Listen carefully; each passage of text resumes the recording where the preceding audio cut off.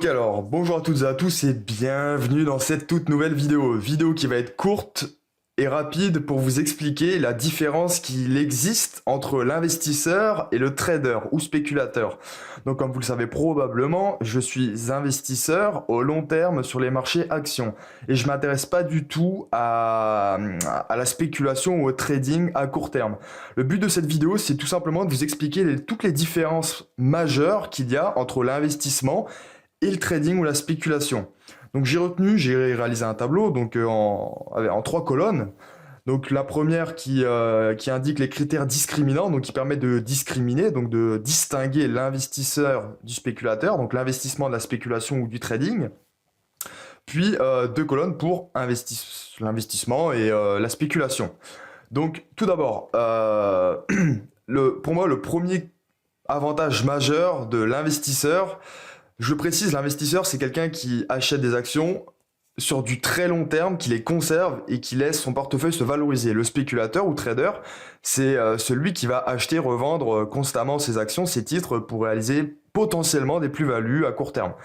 Donc, déjà, en ce qui concerne les revenus de l'investisseur, ce sont des revenus passifs, c'est-à-dire que l'argent travaille pour vous et non pas l'inverse. Vous achetez une fois vos actions et vous les gardez très longtemps, vous les laissez se valoriser, ce qui va vous permettre d'obtenir, c'est dans un objectif de valorisation de votre patrimoine au long terme, l'investissement en bourse, c'est une super opportunité. A contrario, le spéculateur va jouer sur des revenus actifs. Pourquoi? Puisque le spéculateur va acheter, ou le trader, si vous préférez, va acheter, revendre constamment des titres. Donc, c'est un travail qui est actif. Pour moi, c'est une distinction à faire, puisque si on n'a pas envie de s'embêter, de s'emmerder entre guillemets, si je peux me le permettre, il est beaucoup plus intéressant d'avoir des revenus passifs que des revenus actifs, parce que quand vous êtes trader ou spéculateur, vous travaillez, vous avez des revenus actifs. Donc votre rémunération, ce que vous allez toucher, gagner, potentiellement va dépendre du travail que vous allez y consacrer. Alors que lorsque vous investissez sur du long terme en bourse, vous analysez des actions, etc., vous les achetez une fois, vous les conservez longtemps. Vous vous basez sur la valeur intrinsèque des sociétés dans lesquelles vous investissez et vous touchez ensuite des revenus passifs. Donc à la fois des dividendes, mais aussi vous profitez de la valorisation de votre portefeuille, de vos titres en portefeuille. Ensuite, l'horizon de placement de l'investisseur, alors c'est du moyen long terme, donc 5 ans ou plus, je dirais, voire 10 ans. Pour l'anecdote, Warren Buffett détient des actions Coca-Cola, donc si vous ne savez pas qui est Warren Buffett, c'est un des meilleurs investisseurs en bourse au monde, si ce n'est le meilleur.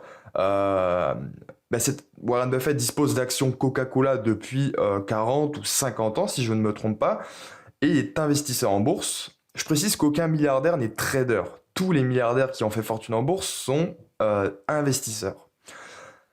Et le spéculateur va jouer sur du court terme, voire du très court terme. C'est-à-dire que le spéculateur va jouer parfois sur quelques minutes, va acheter, prendre des positions sur quelques minutes, quelques heures, parfois quelques jours, ça peut aller jusqu'à quelques semaines.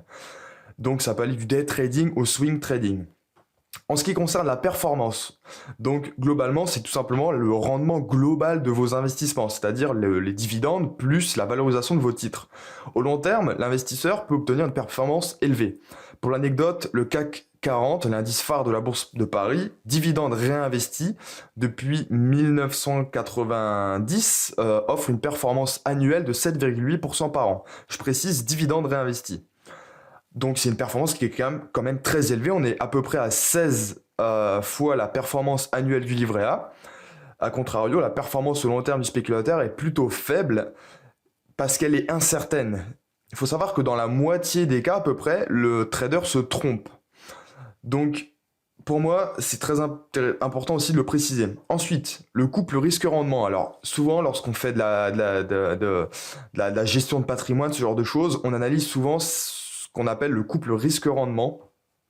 Tout comme dans le domaine médical, hein. Par exemple en ce moment c'est dans l'actualité, mais on est en train de tester la chloroquine, on essaie de déterminer le couple, je dirais, risque-bénéfice de ce traitement pour les patients atteints du Covid-19.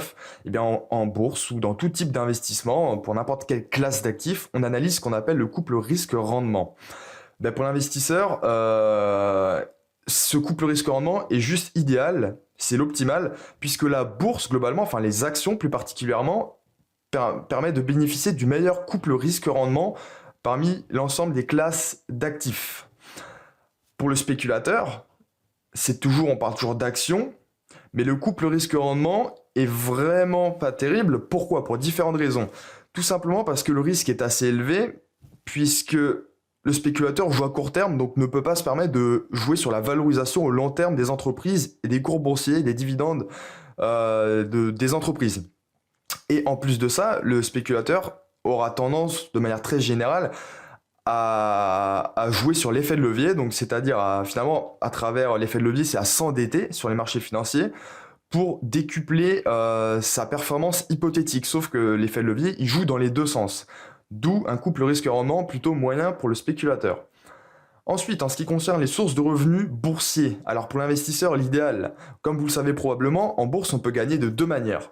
On peut gagner soit en touchant des dividendes, il y a beaucoup de personnes qui optent pour cette stratégie et qui achètent des valeurs de rendement, mais on peut aussi gagner sur les plus-values. Il y a aussi des investisseurs qui s'intéressent à des valeurs de croissance. Pour donner des exemples, des valeurs de rendement qui offrent de beaux dividendes, je peux citer Total, et en croissance, je pourrais citer par exemple Dassault Systèmes. Donc il y a deux manières de gagner de l'argent en bourse, soit avec les dividendes, soit avec les plus-values, mais on peut combiner les deux. Et l'investisseur au long terme va jouer à la fois sur les dividendes et les plus-values.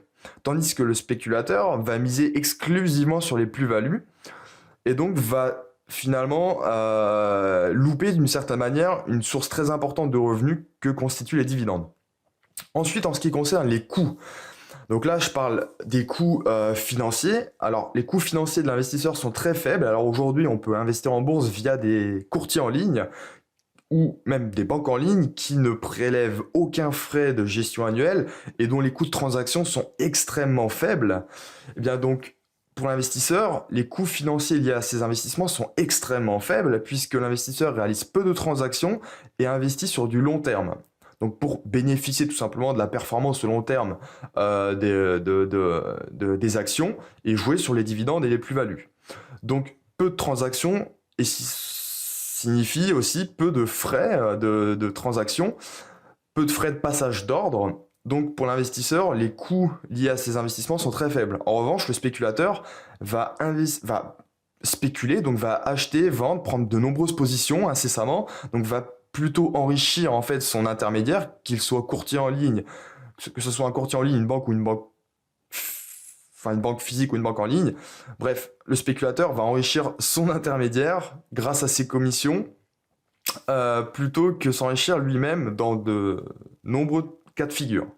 Ensuite, le domaine d'expertise. Alors là, c'est important de le préciser, lorsqu'on est investisseur, on investit sur du long terme et on n'achète pas n'importe quoi. Donc on se base sur ce qu'on appelle l'analyse fondamentale. On essaye de déterminer la valeur intrinsèque des sociétés, notamment grâce à de l'analyse stratégique et financière de sociétés. Donc certes, l'investisseur va réaliser un travail en profondeur une fois pour déterminer les actions dans lesquelles il souhaite investir au long terme, mais une fois que ce travail est fait, la valorisation du portefeuille suit sa tendance long terme haussière et les revenus touchés sont complètement passifs. Le spéculateur, en l'occurrence, retire assez peu d'avantages intellectuels puisqu'il se base exclusivement sur l'analyse technique, donc l'analyse de tendance sur le marché ou sur les marchés et analyse constamment les graphiques, les volumes de vente, les moyennes mobiles, etc. Donc pour moi, l'analyse fondamentale, déjà d'un point de vue intellectuel, est beaucoup plus enrichissante que l'analyse technique. D'autant plus que l'analyse technique n'est pas toujours fiable lorsqu'on spécule en bourse. Ensuite, en ce qui concerne la tranquillité d'esprit qui est directement corrélée finalement à la typologie de revenus, lorsqu'on est investisseur, on a une tranquillité d'esprit qui est plutôt correcte puisqu'on ne pense pas même plus à son portefeuille. Personnellement, je ne consulte même plus mon portefeuille puisque j'ai réalisé le travail d'analyse une fois et j'ai investi pour du très long terme. Donc ma tranquillité d'esprit, elle est correcte et j'ai des revenus passifs. Lorsqu'on est trader, on a constamment des positions en suspens. On ne sait pas si on va obtenir des plus-values ou des moins-values, pardon. Et je précise une chose, à court terme, faire du market timing est extrêmement difficile, voire impossible pour la plupart des personnes. Alors que donc à court terme, il est très difficile de prédire l'évolution du marché. Tandis qu'au long terme, on sait très bien que le marché action, ça fait déjà depuis 2 siècles, les actions sont la classe d'actifs la plus performante terme.